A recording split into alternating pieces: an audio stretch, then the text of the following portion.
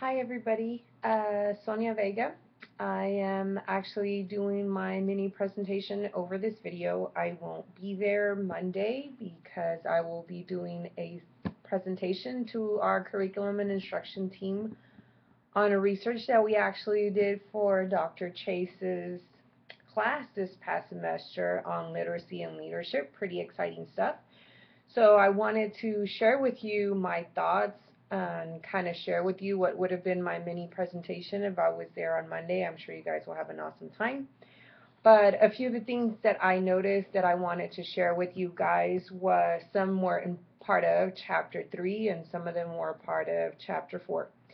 But I know that Dr. Chase wanted us to go over the philosophy in curriculum, and so I kind of really paid attention to what was being said and explained on chapter 3 and the different philosophical systems. I know he spent quite a bit of time on our last class talking about epistemology and just knowing where knowledge and the nature of knowledge come from and how that affects teachers and how they handle their classrooms.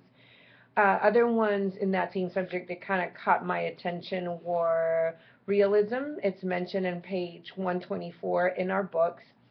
I feel like there has been recently a giant push on this particular system through that whole STEM program where they focus on science, technology, engineering, and mathematics. I know it's something that even in our district is being pushed a lot more than what it used to be from what I remember at least. So I see that a lot in our curriculum. Another thing that I see a lot in our curriculum currently is mentioned in page 125, pragmatism, just being learner-centered and providing experiences, how everything is experience-based and it's mostly about the students. I've also seen a lot of that in the curriculum that's being provided to us through our school district, a lot of it that's getting pushed, and this is things that I have noticed only. But I do see that they've been telling us a lot, and from what I understood from what is being said in our textbook, I've noticed that a lot of that is being pushed through our curriculum, making it about the students, making it center-based and student-based. The other thing that I've noticed a lot also is mentioned also in page 125, and it's progressivism. Um, this putting the student at the center of everything, involving the student in selecting the content and the learning activities, providing choice. That's one of the things that they've actually focused a lot on, and they've been telling us to make sure that our lessons have choice, to make sure that in our lessons we provide the students the opportunity in more ways than one to learn this content.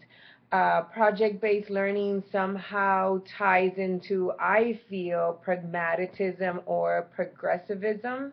Not quite sure which one. I'm sure one of you guys might be able to answer that question, but the district at some point has really decided to push. I know that even this past year, certain middle schools and certain elementaries piloted a project-based learning program to see if we were going to get really good results out of this. Even though I agree with what the theory says, even though I agree with the system and how it's being described in the textbook, it has been something completely different, or at least when we tried this project-based learning theory, it just turned into something completely different once we were in the classroom. Do I believe that it should be student-centered, that our teaching should be based on the students? Yes, definitely, in their interests and the things that are appealing to them, for sure. The setup of how that occurs, that is still up in the air. That was probably one of my biggest concerns when it came to us. My campus was one that piloted this project-based learning program. So that was one of my biggest concerns. I guess it's just the structure of how they wanted it to happen, I'm sure. And from what I've read, there's plenty of different ways to tackle this problem. It's just finding the right fit for what goes for that classroom and that particular teacher. I will say, though, that as I continued reading, and I went into the different models that are mentioned in chapter 4, I felt like my district, and I could be wrong, was following more of that AIM model where what they mentioned in page 157 in your textbook, where we are just, this is the objective, this is the content, this is the lesson, and that's it. As a matter of fact, that's one of the things that we are trying to target in the next couple of weeks as we do curriculum writing for our district. But it really is the objective and directed straight towards the test and what activities are going to lead us to them understanding, our students understanding the content so that they can answer such test questions, whatever it is that's going to be on the star. So, am I in agreement with this particular model? No, not necessarily. And I'm hoping that within the next couple of weeks, while we tackle the curriculum writing and we work with that team, that we can head in a different direction so that it is not so just straightforward.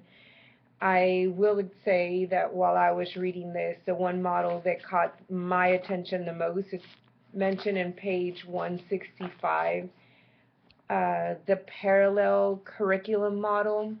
The way it's set up, the way it's described, that was very appealing. So, me personally, that's one of those things that I will really, really try to read on a little bit more. That's one of the things I've been interested in, and I'm hoping that as this class progresses, some of it will come out.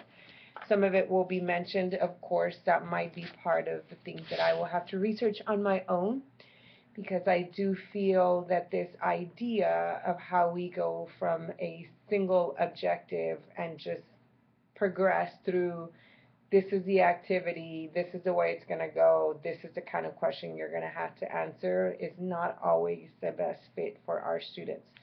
So creating, if you kind of read through all these ideas of what the parallel curriculum model is trying to accomplish, I feel is a little more effective for our students. But that is yet to be seen as we read and go through more in this class. So very, very excited. Sorry I couldn't be there, and hope this sparks some kind of good conversation with you guys on Monday.